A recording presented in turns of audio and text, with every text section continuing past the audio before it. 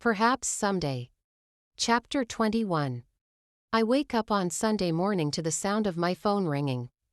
With my eyes half opened, I reach over to peek at the screen. It is Roman. Yawning, I notice the body pressed against mine, just his arm is slung haphazardly over my waist. Last night when I got into the bed next to Jesse, I thought I wouldn't be able to sleep. I was scared the alcohol would make him do something stupid, but he didn't. We cuddled all night and I loved lying down next to him. The ringing phone snaps out of my reverie. I lift Jess's arm and ease out of bed, sliding to the floor. I finally reach over and pick the phone, wondering why Roman is calling me this early. He hasn't called me in the last 1 week. We have been texting though, but our texts have been plain and only consisted of the usual, "Hi, hell, how are you?" It's like we don't have anything to talk about anymore, and this is the man that I am supposed to call husband someday. I walk into the bathroom. "Husband of mine," I answer the phone sarcastically. "Babe, how are you?" "I am okay, how are you?" "How is school?" "School is okay, it's just been extremely busy." "You have been quiet, babe, are we okay?" "I should be asking you that question, what's going on?" "Nothing, I have just been a bit busy, but I miss you." "I miss you too," I lie. I used to enjoy talking to this man back in the days, but now, I can't wait to get off the phone. I want to cook something for Jesse before he gets up. He took care of me when I slept over, and knowing he had so much to drink last night, I want to return the favor and take care of him too. It's the least I can do. "I would like to spend some time with you next weekend, can I drive over?" "No, you don't need to come over. I will come, I miss my parents, I want to see them. I will start off Friday after my last class. We can spend Saturday together, then I drive back here Sunday afternoon." "That's perfect, I can't wait to see you."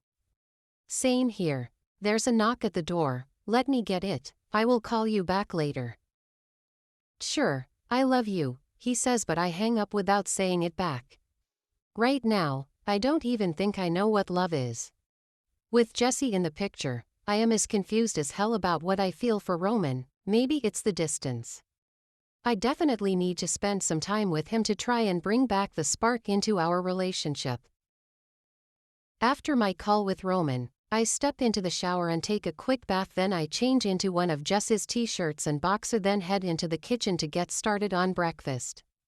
Placing a pot of water on the stove to boil, I open the fridge and remove the beef to defrost before I start cutting some vegetables. For the next hour and a half, things run smoothly. I manage to cook beef stew with enshima, fried cabbage and mushroom. "Something smells nice in here," Jesse says, walking into the kitchen. I smile and look up at him. "Good morning." He doesn't respond, but instead stares at me from head to toe before his gaze lands on my face. "My shirt looks good on you, I could get used to waking up to this sight." I roll my eyes. "Breakfast is ready. I also have an aspirin and some water over there." "You are a lifesaver. My head is fucking killing me." "You deserve it for drinking too much." He takes an aspirin and takes a single gulp of water before sitting down. Dishing for the both of us, I sit across from him, say grace and dig into the meal. "You promised to stop drinking." I shoot him an accusing look. "I promised to reduce my intake of alcohol and I have reduced." "So, what was that yesterday?" "It was just me trying to have some fun with my friends." "You said you couldn't hang out last night because you wanted to sleep early and wake up in time for church." "I was bored so I went to." "You've still made me miss church either way." I roll my eyes. "I will make it up to you, I promise." "The only way you will make it up to me is coming to church with me on Wednesday for midweek service." "Are you trying to turn me into a church boy? Like Roman numerals?" "He is not Roman numerals, have some respect for my man." "I just want you to come to church with me." "Fine, I will do it on one condition." "And what's the condition?" "That you accept to have dinner with my mother this Friday. Let's make it Thursday. I am going to visit my parents this weekend and I plan on starting off Friday." "Your parents only?" And Roman too.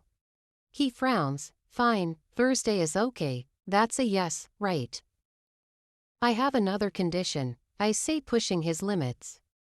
What is it? I will meet your mother if you accept to be my date for your father's birthday. No, he cuts me off. That isn't happening. Jesse, he is your father and… I said no, I am not attending that function. Would you rather I pick someone else as my date? Why are you doing this? I have gone out of my way to prove to you that I can be good. I don't drink as much as I used to, I attend class regularly and doing my assignments, isn't that enough for you? Like, is this a game to you? No, Jesse, I am sorry, I didn't mean to push your limits.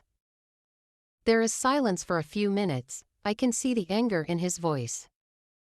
He takes a deep breath and looks at me. I know why you do these things. Excuse me. Because you know you have a hold on me and saying no to you is hard. My heart races and I swallow hard. I don't even know what this is, Claudia, but you make me weak and no woman has ever done that to me. When you say jump, I ask how high. I am so vulnerable around you and it fucking scares me. I open my words to say something but no words come out. So, if me coming to my father's dinner will make you happy, then fuck it. I will come with you. Jesse, He lifts his hand to shut me up and I keep quiet. I somehow feel terrible for pushing him as much as I have done.